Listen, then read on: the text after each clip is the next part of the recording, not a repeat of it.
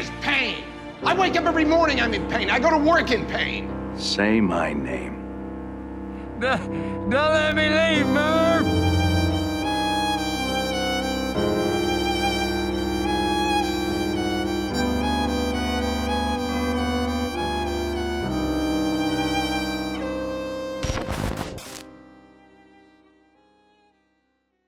السلام عليكم، مراجعة الحلقة الثانية من الموسم الثاني من هاوس اوف دراجون. وهي الحلقة أيضا كانت على مستوى عالي مثل الحلقة اللي قبلها، لكن هالحلقة شهدت كثير وكثير من التقلبات، وربما تكون بداية رقصة التنانين الحقيقية. وقبل ما أبدأ لا تنسون لايك واشتراك وتفعلون زر الجرس وتتابعونا على وسائل التواصل الاجتماعي، خصوصا على الانستغرام وعلى التيك توك، فننزل هناك محتوى بشكل شبه يومي، أكيد بيعجبكم.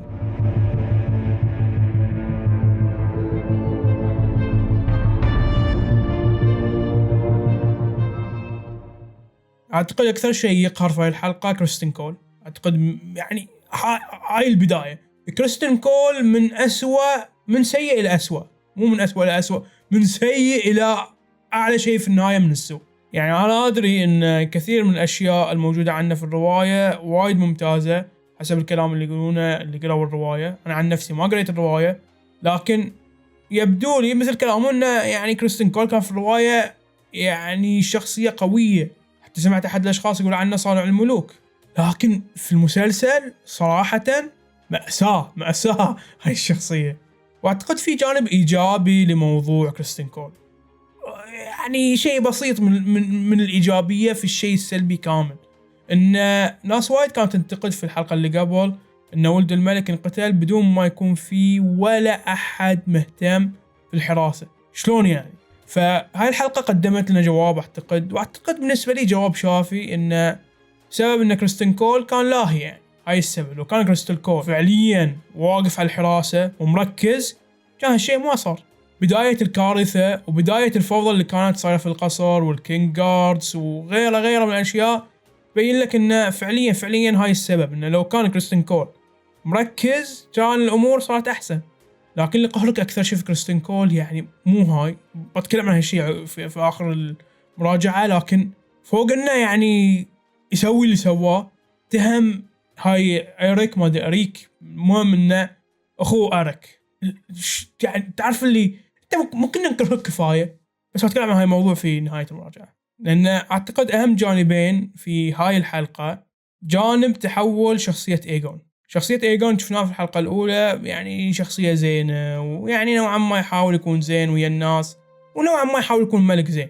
لكن مع هاي الحلقة شهدنا يعني طريقة بشعة في تحول شخصيته. يعني من كانت الشخصية اللي تقدر تقول أحسن شخصية في الخضر، كونه يعني نوعا ما طيب والباقي يعني ولا شافوا الطيبة، لكن تحوله أعتقد كان شيء يعني خرافي في المسلسل. أن تشوف شلون الكوارث وشلون هاي الحرب بإمكانها أن تغير شخصية شخص إلى شيء جدا سيء. يعني من شخص كان مهتم بأنه يعطي شخص يعني فلوس الحدادة، حتى شفناه إسقاط عليه في هاي الحلقة لما أعطونا المشهد شوي يراويك تغير إيغون. يعني إذا كنت مش شاك شوي يراويك فعليا أن إيغون ما قدم المساعدة اللي هو قال بيسويها. وعلى العكس تماما تشوف النقيض انه هو شنق كل اللي في القصر من اللي يصيدون فيران عشان بس واحد يشك انه هو شارك في قتل ابنه. وعقبها لما عزل اوتو، يعني مشهد عزل اوتو صراحة انا ما كنت يعني تعرف اللي ما رش احس بالضبط. مستانس ان اوتو قاعد يعني بيعزلونه، ومستانس ان اوتو قاعد يهين إيغون، ومستانس ان اوتو بعد قاعد يهين كريستين كول. تعرف اللي يعني امور وايد كانت حلوه. واعتقد في الحلقه هذه على عكس تماما شفنا شخصيه رينيرا. يعني شخصيه رينيرا كلنا نعتقد ان هي اللي بيصير تحول في شخصيتها، لكن اكتشفنا ان في هاي الحلقه انه لا، ما صار تحول في شخصيتها. اوكي كانت تبي ايمون تارجيريان، بس كانت تبي هو بالضبط ولا شيء زياده. ويعني عجبني جمله قالتها، ان قالت مستحيل اسوي هاي الشيء حق هيلينا. واو، يعني تعرف اللي الشخصيات كل ما انت تعتقد ان انت يعني الشخصيات وصلت لمعرفتها يراونك ان في شيء زياده. واعتقد هاي الامور اللي تخلي يعني فعليا أليسنت تبين ان هي شخصيه سيئه مقارنه برينيرا. شوف رينيرا رغم ان قاتلين ولدها إيه هي ولدها ما رضت ان ينقتل ابن هيلينا. يعني دايما تارجيريان لازم نتكلم عنه، اللي يعني الى الان مصر على غروره. لكن صراحه يعني خلينا نكون صريحين، انا عجبني الاداء في المشهد، عجبني شخصيه ديمون، عجبني انه هو للحين محافظ على نوعا ما غروره، والأنا عنده للحين قويه، واللي يعتقد انه هو فعليا رينيرا تم تعيينها لانه بس فقط عشان ان فيسيرس كان يغار من ديمون، رغم ان هاي الفكره كلش غبيه. احنا نعرف انها كلش غبيه، بس بالنسبه حق ديمون كلش منطقيه. واعتقد يعني عجبني بعد ما لما رينيرا قالت له هو ما يغار منك، واعتقد هي كانت فرق هالقد انها تقول له ترى موضوع النبوءه، ترى موضوع نبوءه، وموضوع انت يا ديمون انت وضعك مأساة، انت مو النبوءات، انت بتودينا في الطوف، تدخلنا في الجدار، فانت ما تصلح ملك. لكن اعتقد رينيرا قدرت تحافظ على باطة جيشها وما قالت له، واعتقد يعني خيار جيد. لو تقول حق ديمون خلاص يعني المملكه كلها بتعرف. نوصل حق شخصيه أليسنت. شخصيه أليسنت انا كان عندي راي فيها ان هي كان في تطور في الشخصيه، ان هي دخلت على علاقه مع كريستين كول وتغير يعني نوعا ما نقول ايكونيك، يعني ايقوني مثير للسخريه، ان انت الشيء اللي كنت تلاحقين في رينيرا 20 سنه انت قاعد تسوينه الحين. لكن يعني صراحه انا ما ادري الكتاب شنو قاعد يفكرون. يعني اللحظه اللي كانت المفروض أليسنت ان هي تتحول الى شخصيه افضل، يعني شخصيه أليسنت بالنسبه لي في دورها في رقصة التنانين على الأقل بالنسبة لي، أنا مو قارئ الرواية، لكن بالنسبة لي إن هي دورها الشخصية المحافظة اللي دائما تبي تحافظ على الشرف، وهي قاتلة رينيرا أصلا على الشرف. فبالنسبة لي الكتاب نوعا ما حرقوا الشخصية. يعني الشخصية صراحة بين حبها لرينيرا وحبها لأولادها، هاي الصراع انتهى الحين. وصراحة بين الشرف وبين الأشياء اللي تصير في السياسة من يعني تلاعبات وخبث، فحين شنو بقى من شخصية أليسنت؟ يعني شنو بقى؟ حرفيا ما بقى شيء. يعني من كان مفروض ان هي تتحول الى شيء يعني مناسب لجو الرقصة والحرب، انا الحين قاعد اشوف ان دور أليسنت يعني ما شنو بتسوي. يعني مثلا انها بتكون ازيد، يعني ممكن اشوف السيناريو اللي كانوا يبونه الكتاب ان أليسنت كانت تبي تحارب وقاعد حق ابوها اوتو قال لها لا تقولين، يعني كان هو اوريدي يدري، لا تقولين الذنب اللي سويتيه. فهي لما شافت ايجون يصيح قالوا له خلاص تصير شريرة. بس يعني هاي الشخصية بالنسبة لكم يعني بتكون شخصية شريرة حالها حال ايجون وحالها حال ايمند، بل اصلا ايمند يعني في الحلقة اثبت لنا انه هو احسن منها. يعني ايمند الى الحين يعني عقب كل اللي صار تشوف انه هو يقول لك انه هو نادم. فيعني صراحة شخصية ايمند الحين ما ادري، يعني تعرف اللي صار الحين أليسنت شخصية أليس وشخصية ايمند صاروا وايد غريبين. انا ما ادري ايش صاير.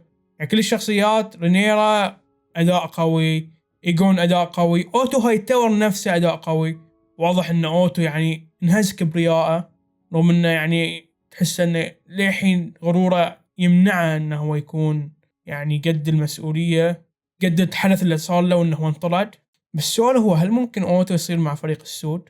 خصوصا ان اوتو هاي تاور قال ملاحظه خطيره، قال لي ايجون انا حين اشوف يصير شنو شاف. ده عندك الكلام اللي يعني قالته أليسنت. يعني لو تروح مكان اوتو بيكون في مخنا هاي أليسنت قالتها اي كلام فاضي. يعني لو كان فعليا يعني فيزيرس يبي ايجون يحكم كان نصبه وقت اللي هو كان عايش. ليش ما نصبه؟ لانه ما يبيه بكل بساطه. فتحس ان اوتو ممكن انه يصير في فريق السود. واوتو يعني انا مستغرب من ايجون، يعني ان اوتو خدم الملك جهيرس وفيسيرس وايضا الحين ايجون، فهو خادم 3 ملوك في فترات جدا طويله. شلون تتخلى عن شخص بهاي القدرات؟ اتوقع ايجون فعليا بيندم. ان كريستين كول خلينا نرجع حق كريستين كول يعني شنو هالسوفه الشخصيه؟ انا ما اقول ان هي سيئه ان كتابتها سيئه، لا اتكلم عنه هو كشخصيه. يا رجل يعني حول موضوع انه هو الغلطان في موضوع ابن ايجون، حول موضوع الى ريك انه هو انت الغلطان، وفوق هاي كله خلاه يروح في مهمه انتحاريه. صراحه يعني انت لما تسمع الموضوع تحس المشهد بيكون غبي، انه هو يتقاتل يا اخوه. لكن لما فعليا صار يعني تشوف تتوقع الاحداث في مخك السيناريو اوكي بيخلونه يحارب اخوه واخوه بيقتله وهو بيقتل اخوه، بس الكتاب قدموا لك شيء احسن. يعني صراع يعني امام رينيرا كان شيء خرافي صراحه. وجود رينيرا في المكان وما يتقاتلون شيء خرافي، رغم انه في القتال صراحه ما تعرف يعني لاخر لحظه يعني حتى تحس رينيرا نفس الشيء. لاخر لحظه انت ما تدري من قتل من، انت قاعد طالع رينيرا تقول له لورد إيريك، يعني هاي انت حيله واحد ثاني تبي تتاكد بتموت لو لا. وعقب يعطيك اخر مشهد صراحه كتاب احنا ننتقدهم يعني، بس في هاي المشهد الله على الكتابه. ويعني كريستين كول في اخر الحلقه يعني انت ما تدري يعني تشوف أليسنت فسخة القلادة مالتها اللي هي الدينية. أنا ما أدري، أنا الحين كتاب شخصية أليسنت وشخصية إيموند ما أدري شنو بالضبط يصير. لكن على الجانب الآخر بعد خلينا نختم الحلقة بالكلام عن ذا سي سنيك وعلاقته برينيس. يعني شيء غريب، تعرف يعني جان تحسهم عايشين في عالم ثاني من الأحداث يعني كل ما رينيس تتكلم عن ديمون وعلاقته برينيرا تشوف كورلس قاعد يسقط الموضوع عليهم بطريقة يعني تعرف اللي إيحاء وإسقاط جدا بعيد. والحلو إن رينيس تفهم عليه وقالت ترى يعني لا الموضوع انتهى، يعني بموت في سيرس الموضوع انتهى.